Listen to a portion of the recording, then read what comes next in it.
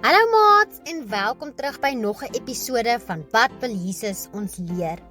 Ons kyk nog steeds na die tweede boek van Samuel en vandag kyk ons na hoe God mense kies wat nederig is. Maats, ons kyk na 2 Samuel 2. Hierdie gedeelte van die Bybel vertel hoe Dawid uiteindelik as koning oor Juda gesalf is. Maar dit het nie oornag gebeur nie. Dawid was lankal deur God gekies, maar hy moes eers baie moeilike tye deurgaan voordat hy koning geword het. Hy was 'n jong skaapwagter toe God hom geroep het. Hy moes vir jare vir koning Saul vlug, want Saul was jaloers en wou hom doodmaak. Tog het Dawid nooit probeer om Saul kwaad aan te doen nie. Hy het gewag vir God se tyd en vertrou dat God sy belofte sou hou. Toe Saul uiteindelik sterf, het die mense van Juda gekom en Dawid as hul koning gesalf. Dit wys dat Dawid nie self probeer het om mag te vat nie, hy het gewag vir God se regte tyd. Dit is wat ware nederigheid is, om nie jouself bo ander te stel nie, maar om geduldig en gehoorsaam te wees aan God. Later sou Dawid koning word oor die hele Israel, maar eers het hy net oor Juda regeer. Dit wys dat God ons stapsgewys gebruik. Hy kyk na ons hart en ons karakter voordat hy ons groter verantwoordelikhede gee.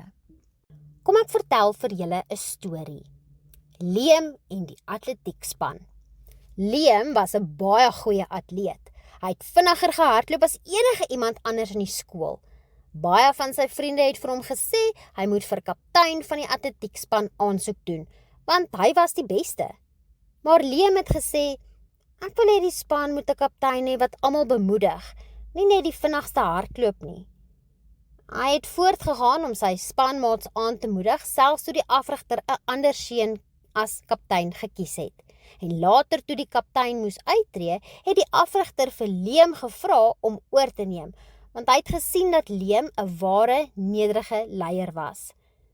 Net soos Dawid het Liam gewag op die regte tyd en sy nederigheid het hom 'n leier gemaak. Maats, wat kan ons hieruit leer?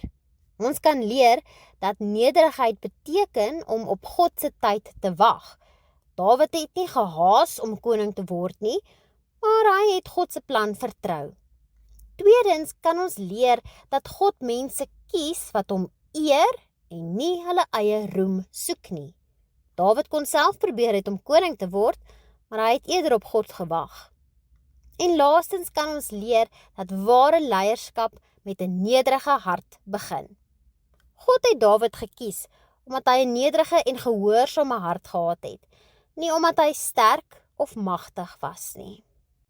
Maats, die Bybelvers wat ek graag wil hê julle deur hierdie week saam met julle moet dra is 2 Samuel 2 vers 4. Die mense van Juda het Dawid as koning gesalf. Daar sy maats.